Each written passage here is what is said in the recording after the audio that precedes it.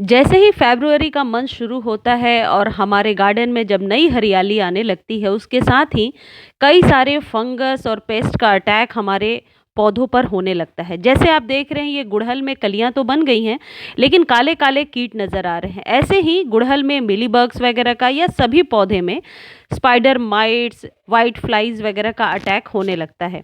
आज के वीडियो में मैं आपको एक घरेलू कीटनाशक बता रही हूँ। इसका इस्तेमाल आप हर वीक अपने पौधे पर किया करें। इसका कोई साइड इफ़ेक्ट नहीं है और इससे पौधे बहुत ही स्वस्थ होंगे और इसका कोई इफ़ेक्ट नहीं होगा। इस तरीके से यदि पत्तियाँ मुड़ जाती हैं या फिर कलियाँ गिर जाती हैं या छोटी-छोटी कलियाँ बनती हैं और फिर सूखने लगती हैं, इन सारी प्रॉब्लम से इस तरल पदार्थ से आप छुटकारा ले सकते हैं। देखिए मेरे ये गुड़हल का पौधा है और इसमें कलियाँ तो बन जाती थी, लेकिन कलियाँ फिर अपने आप इतनी बड़ी होकर के गिर जाती थी। ये सारे फंगस के अटैक की वजह से ही होता है। कुछ फंगस हमें दिखते हैं, कुछ जो फूलों के अंदर होते हैं वो दिख भी नहीं पाते हैं। तो आज के इस प्रक्रिया को जो मैं बताने वाली हूँ, आप इसे हर एक वीक यूज़ करें। यदि प्रॉब्लम ज़्यादा है तो 3 से 4 दिन पर भी इस्तेमाल कर सकते हैं। देखिए ये कली कुछ इस तरीके से सूख गई है। ऐसी प्रॉब्लम आपको भी अपने गार्डन में देखने के लिए मिलती होगी। यदि आपके गार्डन में चींटियाँ बहुत हैं या पौधे पर चींटियाँ बहुत लग रही हैं, तो आप समझ लीजिए कि अब पौधा कमज़ोर होगा और धीरे-धीरे बहुत सारे फंगल अटैक्स इस पर होंगे। यानी कि चींटियाँ ही ट्रांसपोर्टेशन का साधन होती हैं। देखिए आपको क्या चाहिए, सबसे पहले नीम के पत्ते कुछ इस तरीके से ले लीजिए अंदाज़ से। मैंने 4-5 नीम के बड़े-बड़े पत्ते ले लिए हैं और इसे आप बॉयल करेंगे 1 लीटर पानी में। पानी कम ज़्यादा हो सकता है, किसी भी टाइप के बर्तन में आप बॉयल कर सकते हैं। कम से कम इसको 10-15 मिनट आप जब बॉयल करेंगे कम आँच पे, तो आप देखेंगे कि ये पत्तियाँ जो हैं टेंडर होने लगी हैं, सॉफ्ट होने लगी हैं और इसका अर्क पानी में मिलने लगा है।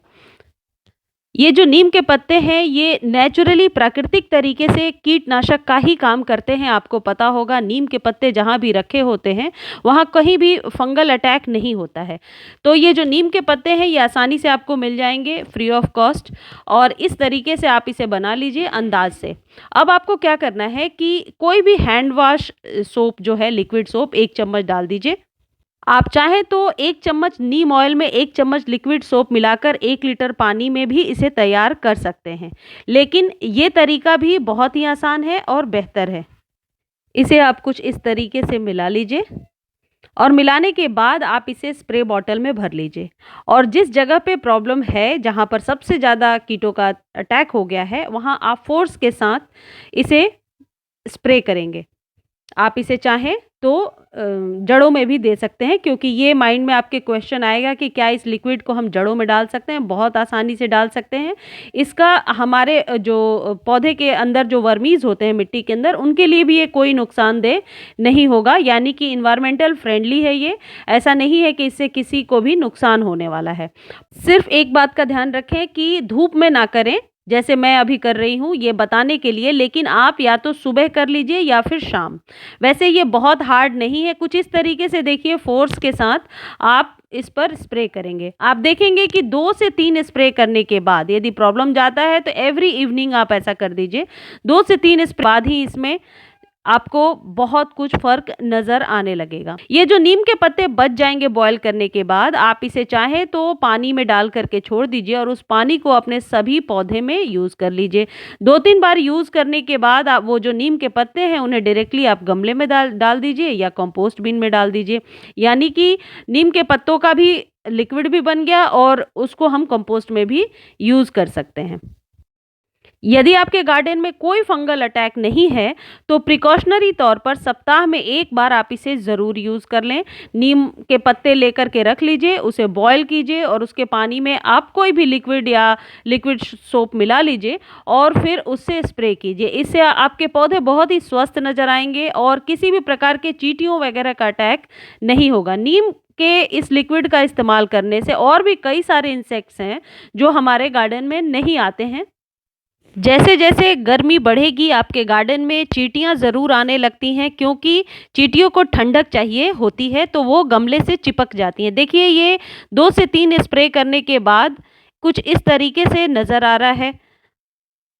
अब बहुत ही कम कीट बचे हैं, यानी कि और 1-2 स्प्रे यदि इसमें मैं करूँगी, तो ये बिल्कुल भी ठीक हो जाएँगे। तो इस तरीके से आपको स्प्रे करना है जैसे मैंने बताया। गर्मियों में आप हर एक वीक इसे ज़रूर यूज़ करें।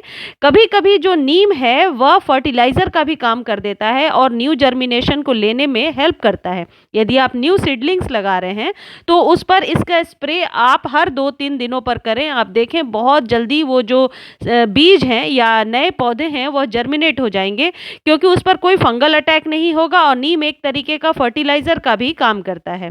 इससे रिलेटेड कोई भी जानकारी आपको चाहिए, आप कमेंट सेक्शन में पूछिए। मेरे वीडियोज़ को बहुत एप्रिशिएट करने के लिए बहुत-बहुत धन्यवाद और प्लीज़ आप चैनल को लाइक, शेयर और सब्सक्राइब कर दिया करें, क्योंकि इससे हमारा भी व्हील पावर बढ़ता है।